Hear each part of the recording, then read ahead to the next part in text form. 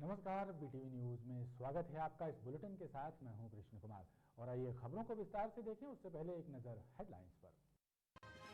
विरोध सप्ताह के बाद नर्सिंग एसोसिएशन ने शुरू की अनिश्चितकालीन काम बंद हड़ताल। मेडिकल कॉलेज की 700 नर्सों के साथ सभी शासकीय हॉस्पिटल्स के नर्सिंग स्टाफ ने किया काम बंद। स्वास्थ्य व्यवस्थाएं हुई प्रभावित।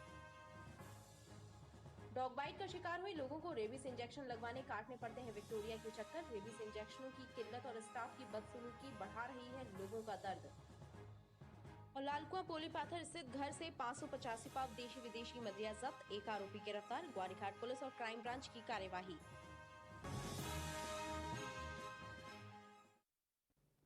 संपत्तियों की रजिस्ट्री के लिए 1 जुलाई से लागू होने वाली नई गाइडलाइन को अब 15 जुलाई से प्रभावी किया जाएगा। शासन के द्वारा आज जारी आदेश के बाद रजिस्ट्री करवाने के लिए ई पंजीयन विभाग में लोगों का मजमा लगा है। इस दौरान सोशल डिस्टेंसिंग का भी उल्लंघन हुआ।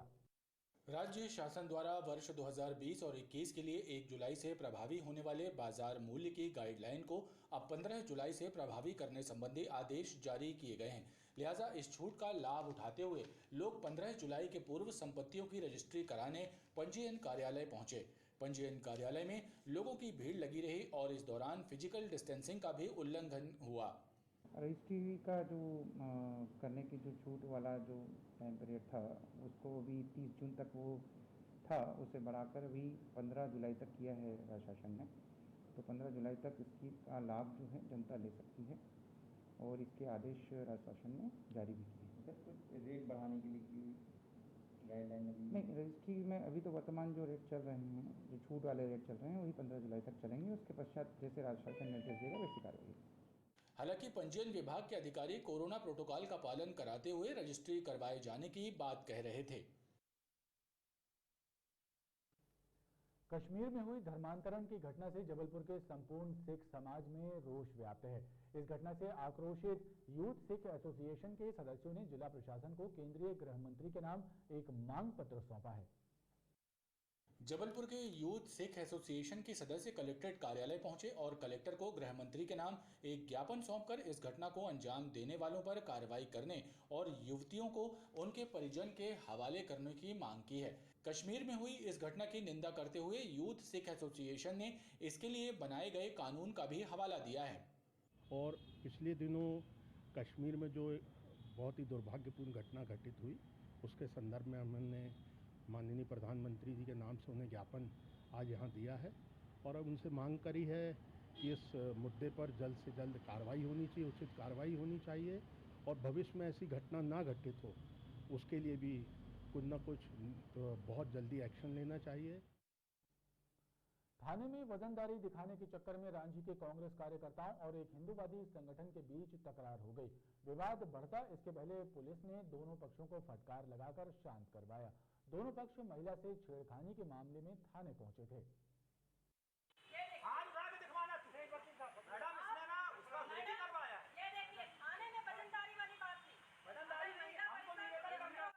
एक महिला से छेड़खानी की शिकायत के मामले में रांची थाने पहुंचे कांग्रेस कार्यकर्ताओं और अंतर्राष्ट्रीय हिंदू परिषद के कुछ सदस्यों के बीच तकरार हो गई। दोनों पक्ष थाने में अपनी वजनदारी दिखाने के चक्कर में एक दूसरे को धमका रहे थे, लेकिन विवाद ज्यादा बढ़ता इसके पहले ही पुलिस ने दोनों पक्षों को फटकार लगाकर शांत करवाया और उचित कार्रवाई का भरोसा दिलाया।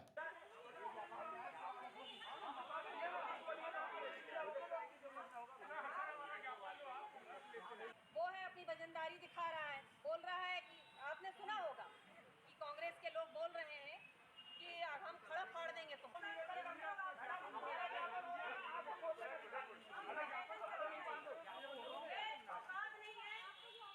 उचित कार्रवाई करने के संबंध में राजेंद्र ठाकुर के खिलाफ उचित कार्रवाई करने के संबंध में दिया गया है, वो भी जांच में लिया गया है, बाद जांच कार्रवाई की जाती है।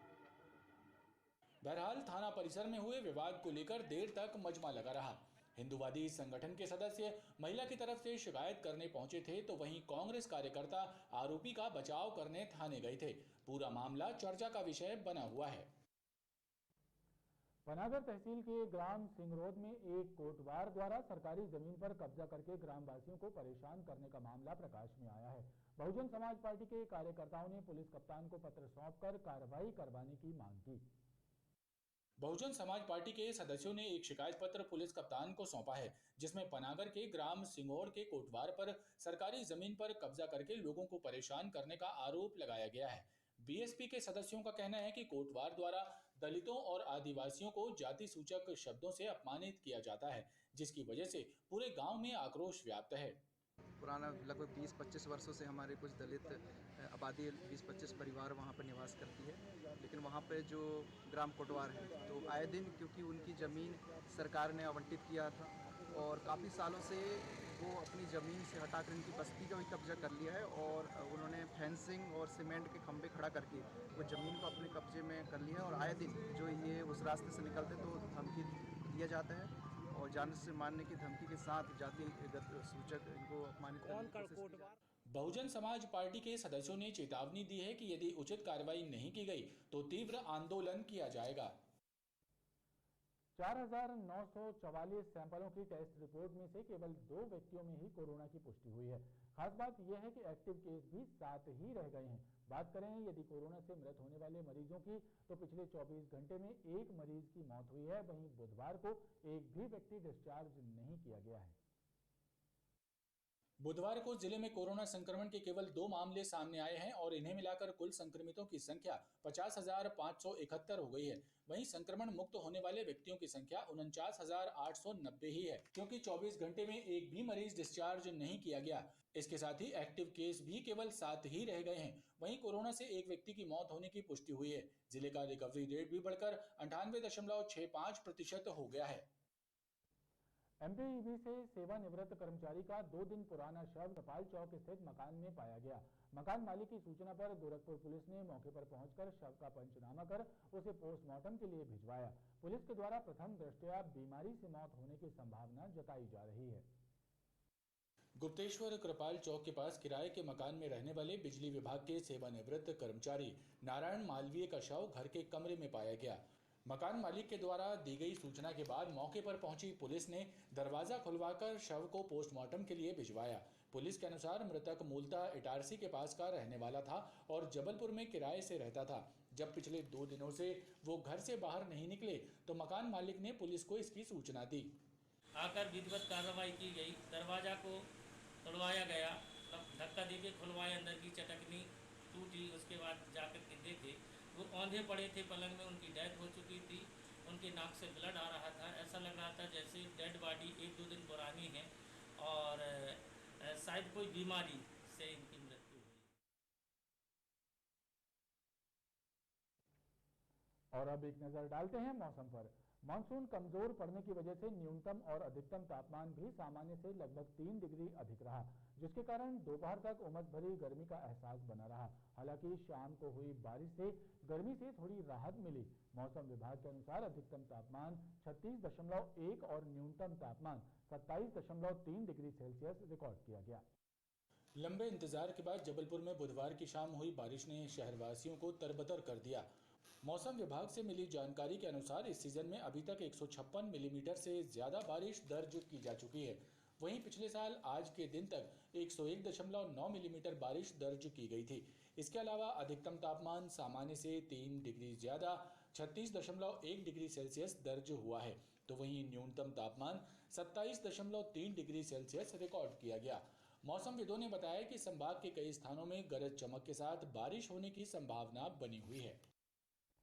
नामी चाय कंपनी की डुप्लीकेट चाय पत्ती बनाकर बेचने वाले व्यापारी को कोतवाली पुलिस ने गिरफ्तार किया है और गलगला स्थित शाश्वत ट्रेडर्स से 20 पेटी नकली चाय पत्ती जब्त की है। जबलपुर में इन दिनों नामी कंपनियों के उत्पादों की डुप्लीकेसी जोरों पर है। कोतवाली पुलिस ने भी गलगला में स्थित शाश्वत ट्रेडर्स में छापामारी करते हुए रेड लेवल चाय पत्ती की हूबहू नकल वाली चाय पत्ती जब्त की है। कोतवाली सीएसपी दीपक मिश्रा के अनुसार जबलपुर में book bond red level company के ऑथराइज्ड एजेंट अनिल मल्होत्रा के द्वारा थाने में शिकायत की गई थी कि शाश्वत ट्रेडर्स से रेड लेवल की डुप्लीकेट चाय पत्ती बिक रही है। इस शिकायत पर पुलिस के द्वारा शाश्वत ट्रेडर्स में छापामारी की गई तो वहां पर ट्रेडर्स के संचालक प्रकाश चांदवानी के द्वारा चाय पत्ती विक्रय करते पाया गया और लगभग 20 पेटी चाय पत्ती जब्त की गई है, जिसकी कीमत 1.5 लाख रुपए बताई जा रही है। 20 पेटी नकली हूबहू book bond level red level चाय की 20 पेटियां जब्त हुई हैं, जिसमें आधा किलो और 500 ग्राम 250 ग्राम ऐसे बॉक्सेस हैं।